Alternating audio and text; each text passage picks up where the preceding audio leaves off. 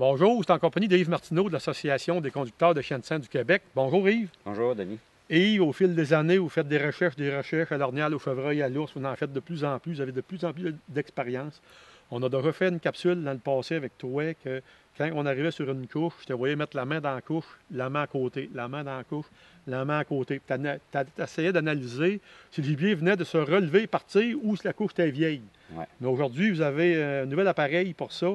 C'est un peu un thermomètre électronique qui lit la température à distance. C'est ça. C'est qu'il y a un laser, puis ce que le laser touche, ça nous donne la température. Comme là, je mets le laser, je vais le mettre sur toi, regarde, vois-tu? Ta température est à 19,7. Si tu pointes à terre? Si je pointe à terre, regarde, la température à terre est à 9,5. OK. Donc, quand tu arrives sur une couche, tu pointes dans la couche. Si tu es à 10 degrés dans la couche, tu te mets au côté, tu es à 8, 7 degrés, ben c'est parce que tu viens de le lever.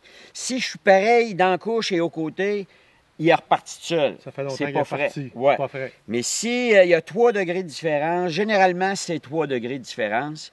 Puis ça, ce 3 degrés-là, si c'est 3 plus chaud dans la couche, c'est parce qu'on vient de le lever.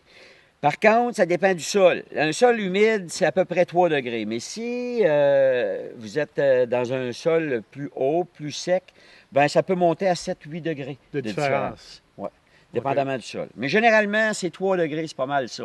C'est pour ça qu'avec la main, faut répéter parce que c'est pas évident 3 degrés. Là, tu dis, c'est un petit peu plus chaud là, mais ça, ça ment pas, puis tu perds pas de temps. Nous autres, en recherche, on n'a pas de temps à perdre. On arrive, OK, c'est fret, OK, on continue.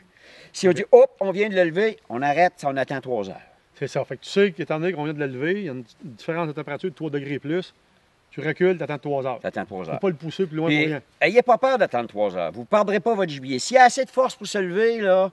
Parce qu'il va vivre encore une couple d'heures. C'est ça. C'est facile, là, qu'il va vivre encore 1 heure et demie avant de mourir. Fait que si vous reprenez 3 heures plus tard et vous le trouvez, ça fait 2 heures qu'il est mort, il est très bon. Il n'y a pas de problème. Il n'y a pas de problème. Pas de problème. Passer 3 heures la mort, là, il y a des risques, dépendamment du climat.